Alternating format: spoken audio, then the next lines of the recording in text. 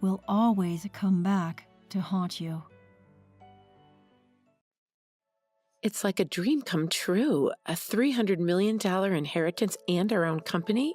When the employees saw my sister-in-law, Mary, celebrating my father's inheritance, they began to whisper to each other. The employees were ecstatic, and Mary said triumphantly, "Please be quiet. This is the point which my husband will inherit the company and $3 million. Hearing this, one of the employees began laughing uncontrollably. "What's the deal?" Sitting beside his perplexed wife, my elder brother was reading the will from the lawyer. My brother's face turned pale as he read. "Look at this." When my brother showed her the will, she screamed.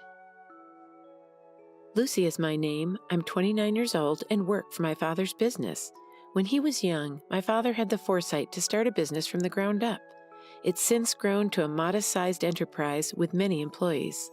Of course, soon after launching the business, he incurred debt, and even as a small child, I could imagine how difficult it must have been for my father. Even after the company grew, I wanted to help my mother, who mostly did clerical back-office work. My parents encouraged me to attend college and pursue a career of my choosing, but my dream was to work for the company that my father had worked so hard to build. That was the first thing that came to mind when I was considering my career path after graduating from high school.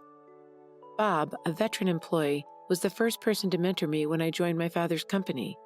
Bob patiently taught me the fundamentals of business without looking at me through the lens of being the president's daughter. I was able to learn more about the company thanks to Bob. On the other hand, my brother Tom, who's just 2 years older, went to college to study management. From a young age, he was proud to tell his college friends that his father was running a business and that he would eventually take over the business. Tom's friends would ask, "What are your plans after you graduate from college, Tom? Don't you have to look for work?" "I don't need to look for work because I'll be working for my father's company. I'll eventually be the company's president, so I'll take my time gaining management experience until then." "So you're going to be the next president of the company? Then your life will be safe and secure. I'm jealous of you."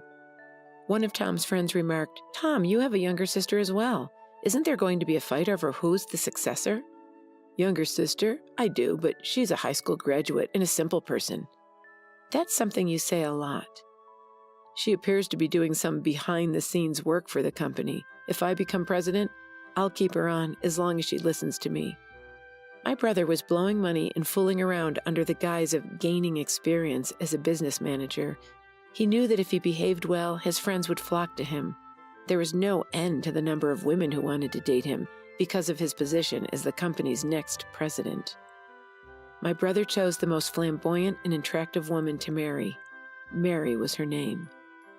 After a lavish wedding, my brother and Mary went on a honeymoon abroad, built a mansion, and began their married life together. This was all done, according to him, to obtain the status of company president. Mary appeared to be content with her life with Tom, who listened to her every wish and allowed her to enjoy all of life's luxuries. I'm sure she wouldn't be interested in a life like mine, one where I work alongside my mother as a humble backstage employee in my father's company. "Lucy, you don't look like the CEO's daughter, do you?" she asked. "You don't appear to be the daughter of the company's president." Mary would often look at me and laugh whenever we met at family gatherings. "I don't like to live a lavish lifestyle," I said. She looked at me as if I were a moron. "I feel sorry for you because you were born as the daughter of a company's president, but you have no idea how to spend money." "What? You live at home with your parents and you have a lot of money, so you don't need to work so hard."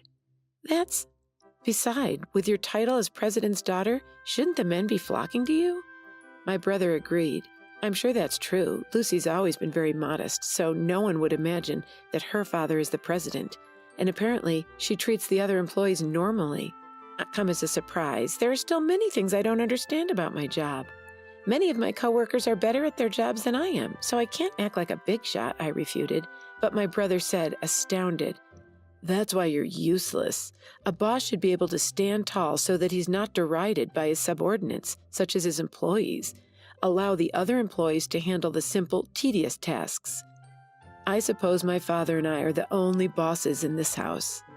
"You should not look down on your subordinates, no matter how powerful you are. My father, too." My brother cut me off when I tried to respond, looking annoyed and frustrated with me. He said, A logical woman is not well liked by men.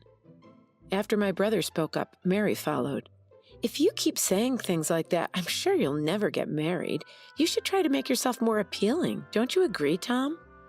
Yeah, well, when I become president, I might fire a humble employee like you, Tom said. My brother and Mary only said what they needed to say, and they quickly left. My mother, who'd remained silent during this interaction, consoled me after they had gone. She said, "You're doing an excellent job with the company, which greatly helps me and your father. Don't be concerned about what Tom says." My father nodded, a stern expression on his face. My parents had previously expressed their displeasure with my brother's ideas to his face, but after that, my brother and Mary became visibly upset and stopped visiting our house for over a month. I recalled the depressing atmosphere at the time, so I suggested to my parents, "Tom and Mary are free to say whatever they want." After that, Tom and Mary continued to live their lives as they pleased, dining lavishly at high-end restaurants and vacationing at famous resorts. The purpose was to give the impression that Tom would someday be president of my father's corporation.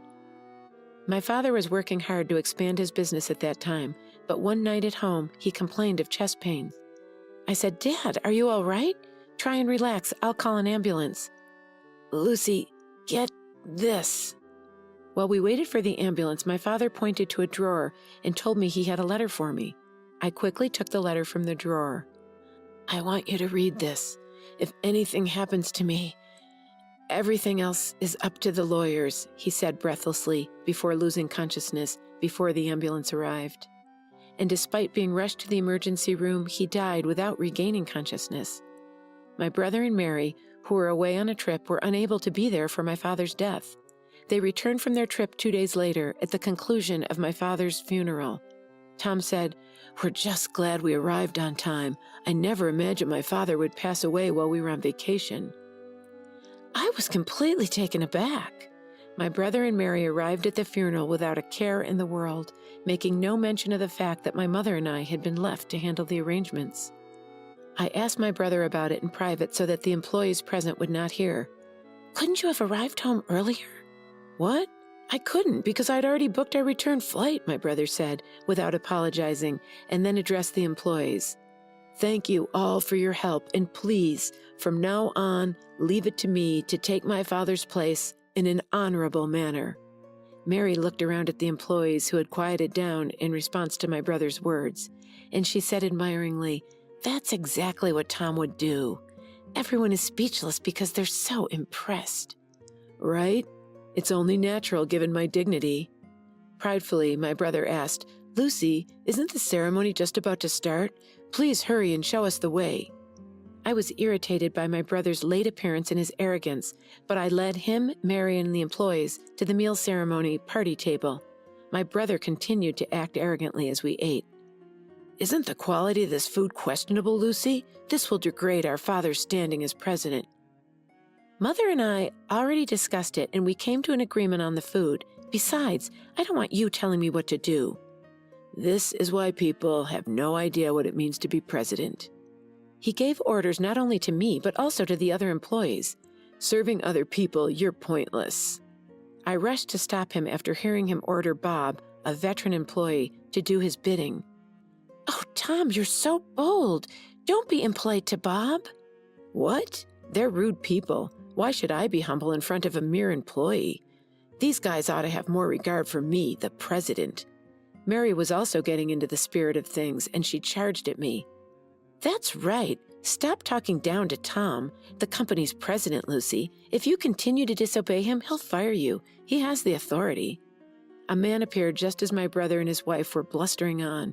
He said, "Please, excuse my interruption. Your father asked me to look after his inheritance." He was the lawyer my father had retained while he was still alive. Then I remembered. My father had told me shortly before his death that he had already hired a lawyer. It seemed my father had been considering his own death and had spoken with a lawyer several years before he collapsed. My brother and Mary's eyes lit up when the lawyer mentioned inheritance. They gladly welcomed the lawyer into their room. Tom said, "Thank you for attending. The sooner we complete this task, the better. Come on in." But as he spoke with the lawyer, Tom began to sob. "Wasn't my father's inheritance worth $300 million? When Mary heard this, she squealed with delight. $300 million? That much money in a company that belongs to us is a dream come true. When the employees heard this, they began to whisper. Mary triumphantly declared to the mourning employees, "Quiet. This is the moment when the company and its $300 million inheritance pass to Tom." Hearing this, one of the employees began laughing uncontrollably. "What's the deal?" My brother had received the will and was reading it next to Mary, who was wondering what the employees found so funny. My brother's face turned pale as she watched. Mary, according to the will, the entire company will be given to the eldest daughter, to Lucy." He stared at the will for some time and then began shouting, "This is not possible. This is incorrect." In a troubled tone, the lawyer said, "This is a legally enforceable will." My brother's voice became more and more choked. "What? I couldn't care less. How can Lucy become president instead of me? Perhaps Dad was simply getting old and senile." Yes, your father lacks sound judgment. A will made by a senile old man is null and void." Hearing these words, I completely snapped. I couldn't let these two people insult my late father. I couldn't let anyone, even family members, bring down my father, who was a good man until the end. Enough! My brother Tom becoming president would be even more unthinkable in my opinion. The words infuriated my brother. "What? Are you trying to tell me that I'm unfit to be president?" I responded without hesitation. "You are correct. How can you be president of this company if you've never even helped it?" "Don't be a moron. Mary and I even built a house fit for a president, and we went to great lengths to make me look the part. Do you mean building a mansion unsuitable for a man of your stature, or eating at fancy restaurants? That's not good for business. It's only money. After all, didn't Father cover the majority of the costs for the new house and extravaganza?" "How in the world would you know that?" "Just before he died, Dad left me a letter. In the letter, he detailed all the money he had spent on you and stated it would be given to you in a gift during his lifetime. As a result, your share of the estate is practically nothing." Mary panicked when she heard this. "Wait a second. Isn't this inheritance worth $300 million? Did we already spend that much? It's not fair that we got so little out of it." The employee who had just burst out laughing quickly approached Mary and informed her that $300 million comes from the company, not from personal assets. I believe all the employees here are aware of this. "Money from the company? Isn't that something that can be inherited?" I informed Mary it is indeed. The money from the company is not inheritance for the family, so I'm pretty sure my brother's share is negligible. That breaks my heart. "Oh no!" Lucy was completely taken aback. "The inheritance, $300 million. My brother stood up as if he'd had an epiphany, and he yelled at the employees. "You want your company president to be a plain woman like Lucy? You must believe I'm more qualified to be president. I have the same amount of charisma as my father." Not one of his co-workers agreed with him. Bob then took the initiative and began talking with my brother. "Your predecessor, your father, was a charismatic man who founded the company during his lifetime. However, you and he are not the same person." "What?" "What you have is arrogance, looking down on us, not charisma." "What?" My brother became enraged when the employee calmly refuted him. "Tom, you may be an employee of our company, but we, the employees, rarely see you at work." "That's because I don't have time to do any work for the company. I was too busy networking with others. I couldn't have time to do work anyone could do." "You call going on trips and fun at night networking? Isn't that all there is to say?" Bob sighed and went on. "In that regard, Lucy worked hard every day to learn more about the company while performing her unobtrusive, behind-the-scene duties." "Bob." "I sense the same sincerity in her as in your father. Lucy is the right person for the job, according to all of us at the company." The other employees nodded enthusiastically in response to his words. I was moved and responded, "Thank you very much. To be honest, I'm surprised by the suddenness of the news, but having witnessed my father's enthusiasm for the company firsthand, I care about it just as much as you do. I look forward to your continued assistance." The employees warmly applauded as I bowed deeply. Encouraged by the applause, I said firmly, "All of you here are important friends who have helped our business. Anyone who ignores them is unfit to be employee, let alone company's president. You can be fired by the president. My brother became irritated upon hearing this. What in the world are you on about? I'm your brother. What exactly are you on about? You even said that if you became president, you would fire me, brother. Ugh. I can't afford to pay a salary to an incompetent employee simply because he's family. This is completely absurd. Someone, please speak up. With a pitiful expression on his face, he begged for assistance from those around him, but the employees gave him only cold stares. Realizing that no one was on his side, my brother and Mary fled the scene.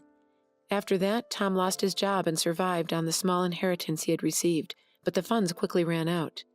Can you lend me money, Lucy? I threw him to the ground. I was disgusted by my brother, who even after being fired, did not try to find a new job and was still relying on his family to help him. I told my mother flatly not to give my brother any money. His friends, who had once been so supportive, abandoned him after learning that he had lost his position as president to his sister. When Mary married my brother, she had been planning to be the wife of the company president, and not a single one of her friends seemed to sympathize with her. When their living expenses became unsustainable, my brother and his wife decided to sell their mansion. The money from selling their house may have allowed my brother and his wife to relax and resume their previous lifestyle. However, without any income, my brother and his wife's savings quickly ran out. When they had nothing left to sell, they could no longer pay their living expenses. When they finally decided to give up and work, no one would hire them because they had never worked a day in their lives. Tom was eventually able to find a part-time job at a convenience store. Now he is working at a convenience store, a job he is unfamiliar with, and has been told that his work is inadequate by other part-time employees who are much younger than he is. Mary, too, can no longer be a full-time housewife like she used to be. She has joined the part-time housewives she used to mock, and she now works as a cashier at a supermarket from morning to night for a low monthly salary. I, on the other hand, am using what I've learned from my behind-the-scenes work to help the company. Bob and the other employees have been working with me, and the company has been steadily growing. My brother's case may have actually strengthened employee unity. I vowed to continue working with my mother to grow the business in order to bring more joy to my Father in heaven.